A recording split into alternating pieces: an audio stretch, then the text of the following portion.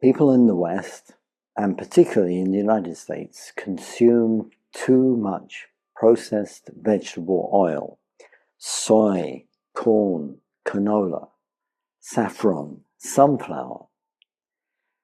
This increased uptake of vegetable oils correlates with increased obesity. That's not just calorific content, although that's a major part of it. A small amount of vegetable oil corresponds to a large amount of vegetables in terms of calories. But there's also something more subtle than that. In these processed vegetable oils, there are omega-6 fatty acids. People are talking a lot these days in the health community about the unhealthy ratio of omega-6 to omega-3, or alternatively, the unhealthy amounts absolutely of omega-6. What is an omega-6 fatty acid? Well, let's look at the most common one in vegetable oils, linoleic acid. If we count from the hydrocarbon end in towards the first double bond, the first double bond occurs at the 6th position. This is not what's called a conventional IUPAC, chemical nomenclature, but that describes an omega-6 oil.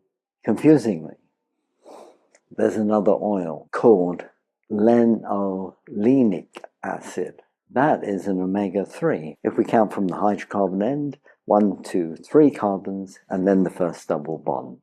Omega-6 fatty acids are overconsumed in the United States, principally because of intake from processed vegetable oils. Linoleic acid, the omega-6, can be a very high percentage of these vegetable oils. What I'm going to tell you today applies to both omega-6 and omega-3. In a previous video, I've talked about the dangers of partial hydrogenation of vegetable oils. Partially hydrogenated oils are being phased out in the United States. Any hydrogenation steps for processing vegetable oils may generate some trans fatty acid residues, and that's not good. But the manufacturers want to increase the proportion of saturation in the vegetable oils, because this increases the stability of the oil on the shelf.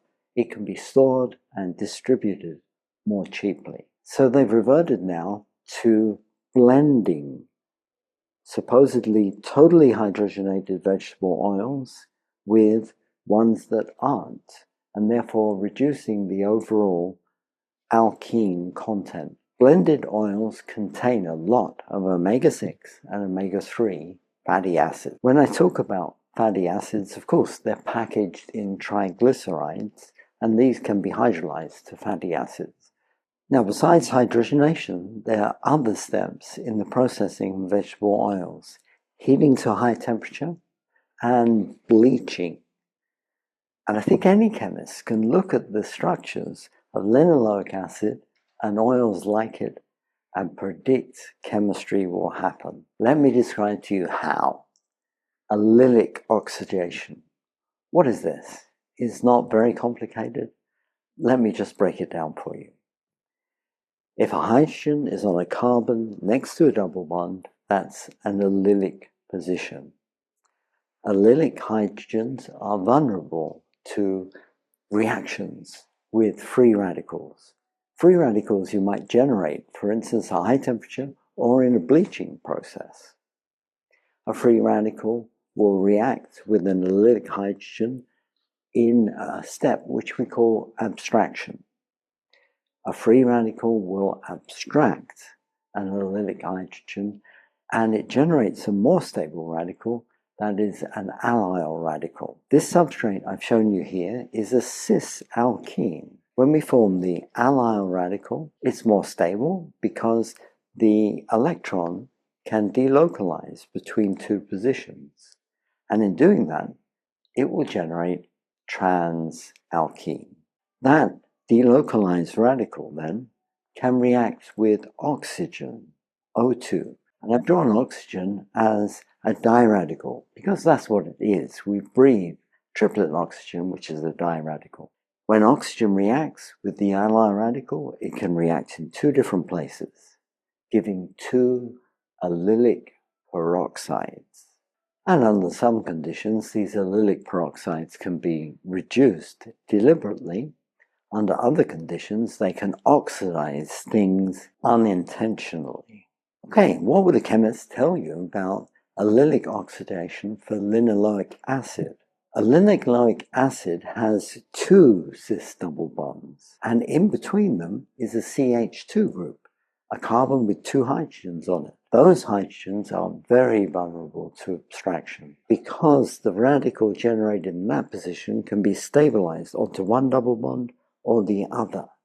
It produces a pentadienyl radical. And of course, with cis-trans isomerization, so we're getting trans fatty acids, that's bad, but even worse, that radical then reacts with oxygen and we get peroxides. So I've shown you the mechanism because I want to make it clear this is basic chemistry. But if you don't think about organic mechanisms every day, that's fine.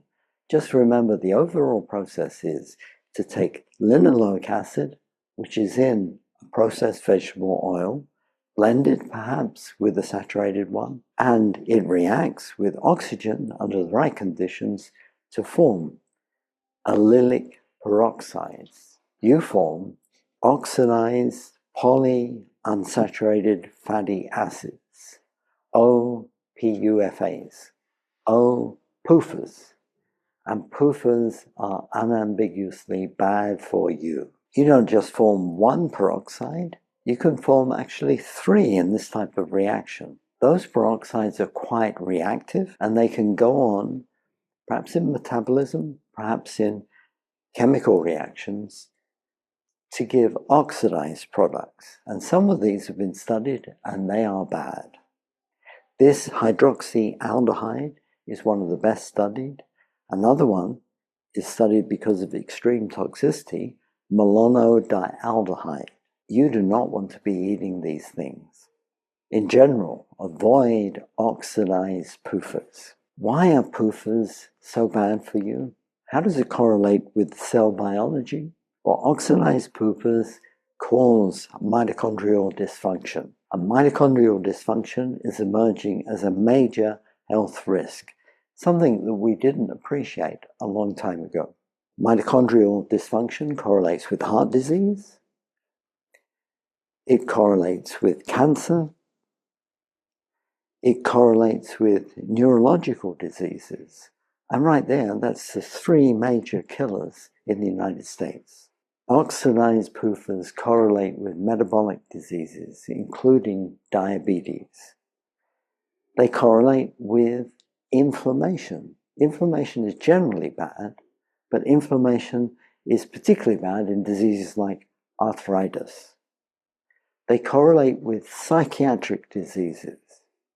This book is an excellent description of how that happens. And finally, as if that's not enough, they correlate with aging. So what can you do to avoid oxidized polyunsaturated fatty acids? First of all, don't consume processed vegetable oils. They're bad for you and they take a very long time to clear from your body. If you heat processed vegetable oils containing things like linoleic acid, I think it's chemically obvious that allylic oxidation will occur. In a frying pan, for instance, or even worse, in a deep fryer, exposed to the oxygen at a high temperature, allylic oxidation will generate oxidized PUFAs in your food.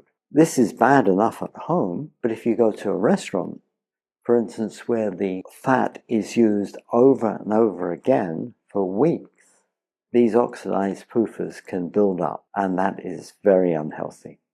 I'm sorry to be such a bearer of bad news, but it's better to know, I think, than not understand what's going on. Thank you very much for listening.